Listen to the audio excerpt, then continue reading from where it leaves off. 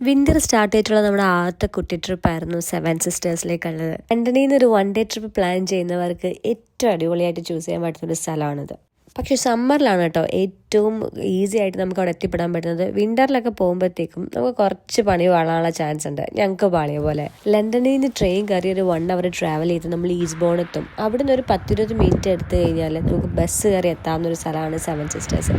പക്ഷേ നമുക്ക് വണ്ടി അവിടെ എൻഡ് വരെ ഉണ്ടായിരുന്നില്ല. നമ്മൾ പോയ ദിവസത്തിൻ്റെയോ വിൻ്ററിൻ്റെയോ എന്തോ ഒരു പ്രത്യേകത കാരണം എന്നിട്ട് നമ്മൾ ഇടയ്ക്ക് വെച്ചുള്ള വഴിയിൽ നിന്നിട്ട് അവിടെ നിന്നൊരു 1/2 അവർ ഒരു 45 മിനിറ്റ്സ് എന്തോ നടന്നെന്ന് തോന്നുന്നു. ലണ്ടൻ്റെ അടുത്തായിട്ട് ഇത്രയും അടിപൊളിയായിട്ടൊരു കൺട്രി സൈഡും പ്രകൃതി രമണീയത ഉണ്ടെന്ന് അക്സെപ്റ്റ് ചെയ്യാൻ എനിക്ക് ഭയങ്കര ബുദ്ധിമുട്ടായിരുന്നു ആദ്യം. പക്ഷേ ആ ഒരു വാക്ക് അടിപൊളിയായിരുന്നു കേട്ടോ.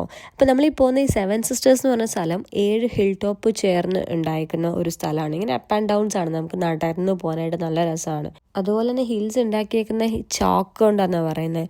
നമ്മൾ ഉദ്ദേശിക്കുന്ന ചോക്കാണോ എന്ന് എനിക്ക് കറക്റ്റായി അറിയില്ല. പക്ഷെ മെറ്റീരിയൽ ഏകദേശം അതുപോലൊക്കെ തന്നെ ഉണ്ടായിരുന്നു. ഒരു ബോർഡ് കിട്ടി അത് വെച്ച് കുത്തി എഴുതി കഴിഞ്ഞാൽ കറക്റ്റായിട്ട് വരുമെന്ന് തോന്നുന്നു. നമ്മൾ ആഗ്രഹിക്കുന്ന സാധനങ്ങൾ അത്ര ആഗ്രഹിച്ചു കഴിഞ്ഞാൽ എപ്പോഴെങ്കിലും കിട്ടുമെന്ന് പറയില്ല. അതുപോലെ ആയിരുന്നു. ഇവിടെ വന്നിട്ട് എനിക്ക് സ്നോ എന്ന് പറഞ്ഞ സാധനം എക്സ്പീരിയൻസ് ചെയ്യാനേ പറ്റിയില്ല.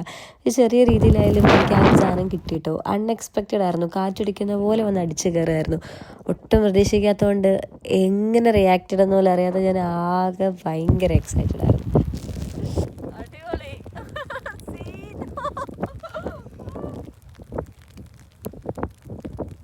ഭയങ്കരമായിട്ട് ഇങ്ങനെ ആസ്വദിച്ചിരിക്കുമ്പോഴാണ് അവരുടെ ഒരു മ്യൂസിയം പോലത്തെ ഒരു സെറ്റപ്പിൽ പോയിട്ട് ഇതിൻ്റെ ഹിസ്റ്ററിയും കാര്യങ്ങളും ഒക്കെ കണ്ടത്.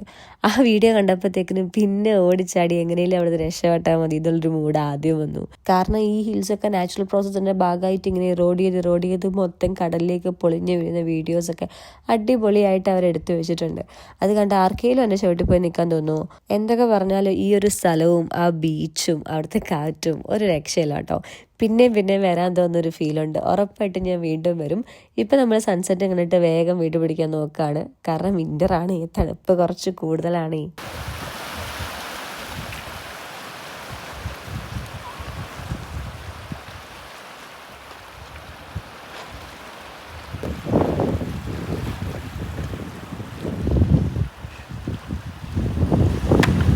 അപ്പോൾ കൂടുതൽ വിശേഷങ്ങൾ കേൾക്കാൻ നിങ്ങൾ റെഡിയാണോ? എന്നാ പറയാൻ ഞാൻ എപ്പോഴേ റെഡി. അപ്പോൾ കൂടെ കുടിക്കോ?